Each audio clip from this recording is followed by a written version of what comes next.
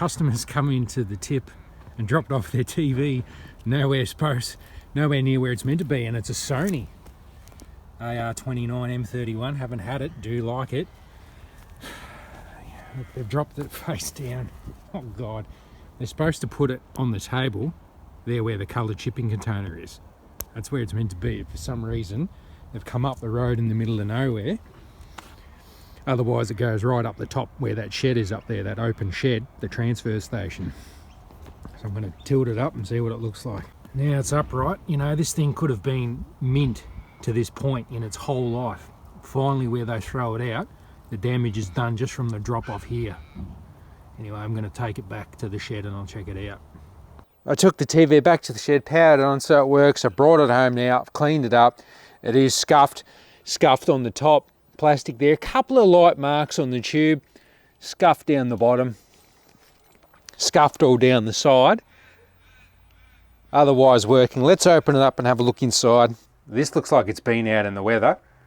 Grounding strap springs rusted, gritty, dirty, sandy.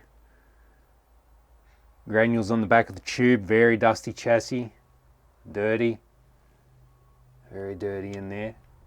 Our model number of the TV as a whole on the tube. Interestingly, it's an M grade tube, so it would have a higher line count. Don't often see the M grade in a domestic television, so it'll be interesting to see how it appears on screen, the image it provides, made in Singapore. Let's fire it up and hope it lasts for the full duration of the testing in this video. The correct remote model for this particular Sony television is the Remote Commander RM995. I don't have that one, so the one in front of us is compatible with the TV also. It is the RM916. Looking good. Purity's looking fine here in the blue. Video one looks a little soft because of the interlace, but at the same time it looks sharp for the high line count of the tube. Viewers might be able to tell me if this is a high line count tube. I suspect it is because of the M grade and what the line count actually is. It's got a nice looking menu system, basic. And to begin, I'll put everything into standard or personal.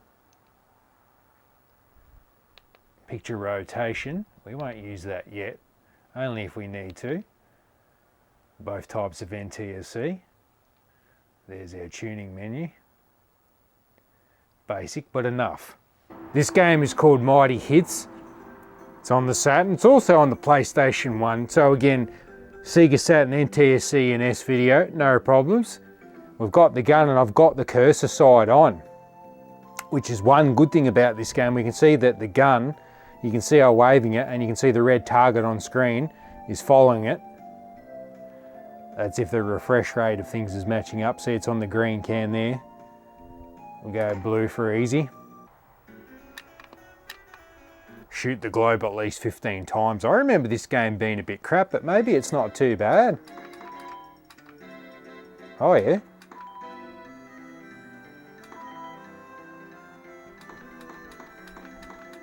Oh, that's a bit rough, isn't it?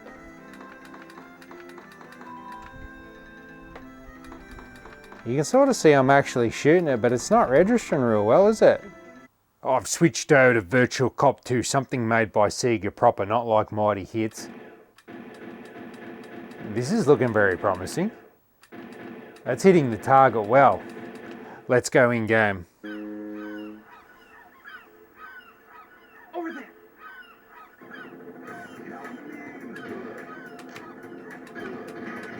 Ah, he got me then, didn't he?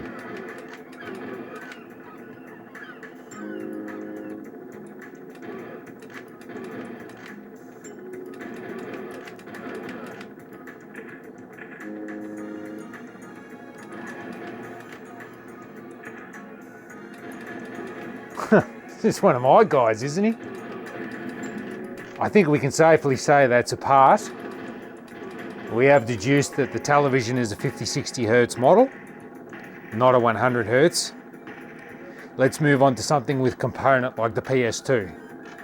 PS2 this time, NTSC, Wonder Boy collection, not surprisingly. If we look carefully over there, we can see it's bowed in a little bit. Quite a big fringe of red. there on the black. I've noticed it's quite misconverged in that upper left corner. I want to get it off. The interlaced. We have to go to 240p. It's just not right on a game like this. Very bright, this television, isn't it? I'm very interested to know how many hours it's done. It's like I keep turning down the brightness and the contrast, but it's still so rich. Menu, personal, adjust. So picture there, that's contrast. They're just calling it picture here. Let's just turn it down a tad and turn that. Oh, it's going to be too much, isn't it? What's our sharpness like? Is that going to have a bearing? Yeah, I think, yeah, that's making it softer. Oh, it's a bit too blurry, isn't it? And then if we go to the other extreme, we might, don't know where I'm most happy with that. I might just go there for now.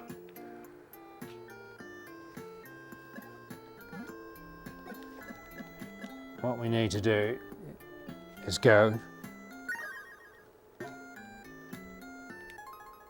Oh. Quickly test 480p. Oh, gee, it cut out completely. Doesn't like that at all. Usually you get the dual image. Didn't like that at all. Oh, 480p with scan lines. No, of course not. Doesn't like that at all. Okay. Let's play a 3D game.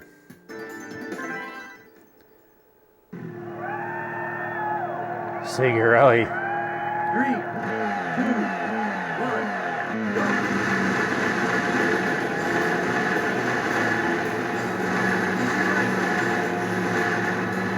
Easy left. Easy right.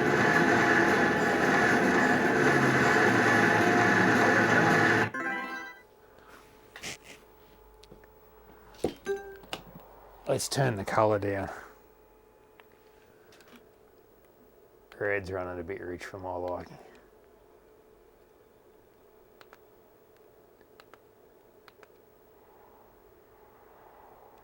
See, that dials it back too much, but that red in the lap time's not bleeding as much.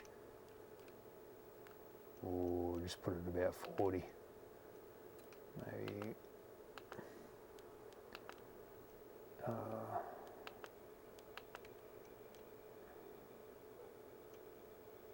Boost it up. Just go maybe there.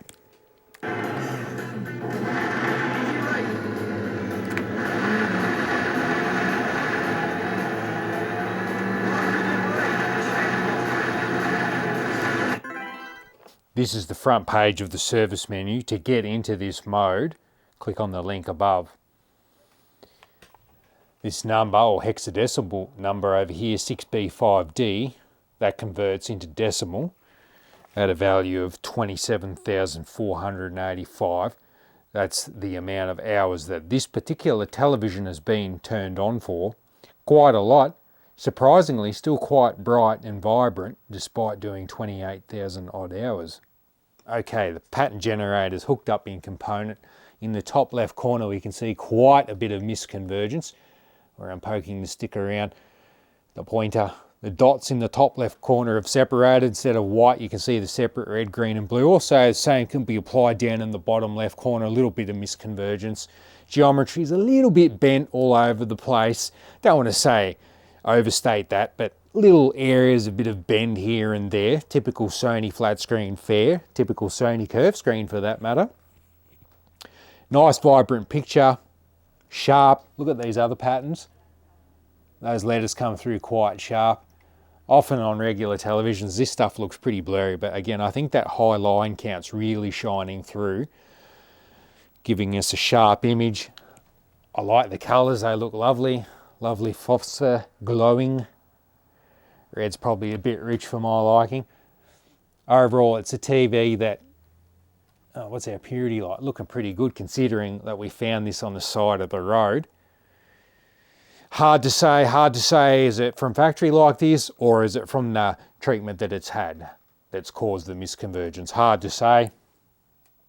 I hope you've enjoyed the video. 240p is good. 50-60 hertz, non-100 hertz, no progressive scan, just low end stuff with the high line count with Sony Trinitron tube. Not bad at all. Definitely one to watch out. I'm looking for more Sonys. Flat screens, don't normally get the ones without SCART, but this came into my hands very easily as you saw at the tip, so why not? Give it a try. Thank you for watching. Stay tuned for more. See you next time.